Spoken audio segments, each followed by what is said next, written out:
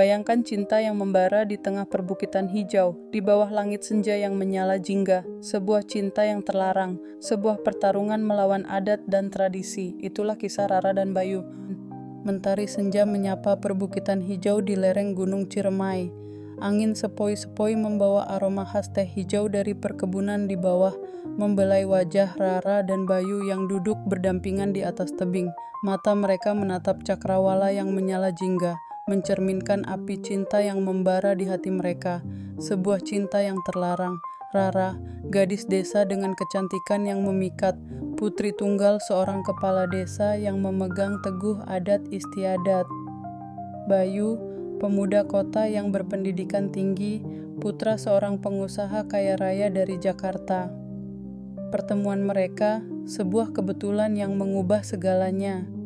Bayu yang tengah melakukan riset tentang pengembangan ekonomi pedesaan untuk tugas akhirnya, tiba di desa kecil itu dan bertemu Rara. Sejak saat itu, sebuah ikatan tak terpisahkan terjalin di antara mereka. Cinta mereka tumbuh subur di tengah hamparan sawah dan kebun teh. Bayu, yang awalnya hanya melihat Rara sebagai subjek penelitian, terpikat oleh kebaikan hati, kecerdasan, dan kecantikan Rara.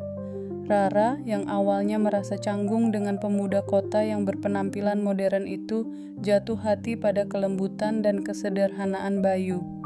Mereka menghabiskan waktu bersama di bawah langit malam yang bertabur bintang, berbagi cerita dan mimpi, membangun sebuah dunia kecil yang hanya mereka berdua yang mengerti.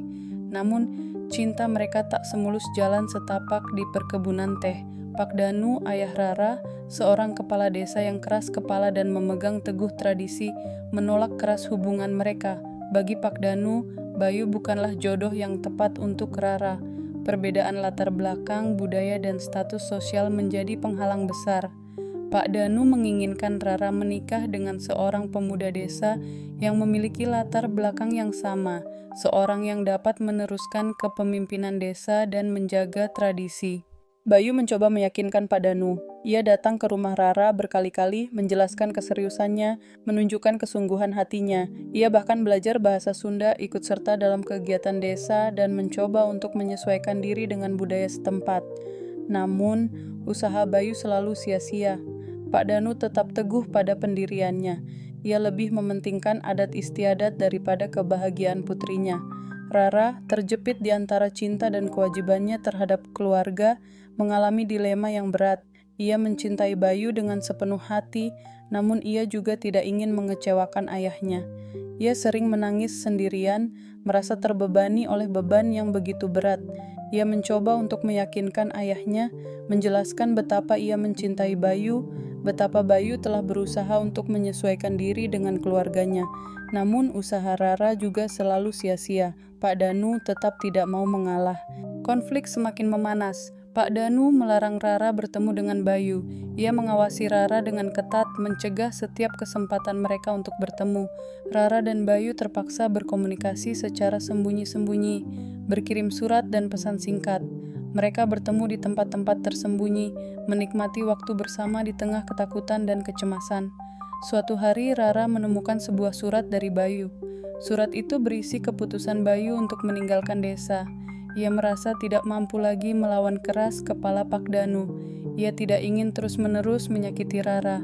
Ia memilih untuk pergi, meninggalkan cinta mereka di tengah perbukitan hijau itu. Rara hancur. Ia merasa dunianya runtuh.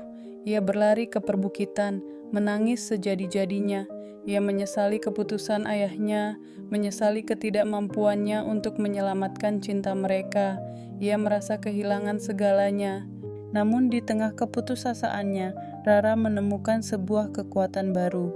Ia menyadari bahwa ia tidak boleh menyerah. Ia harus memperjuangkan cintanya. Ia harus membuktikan kepada ayahnya bahwa cintanya kepada Bayu adalah nyata dan tulus.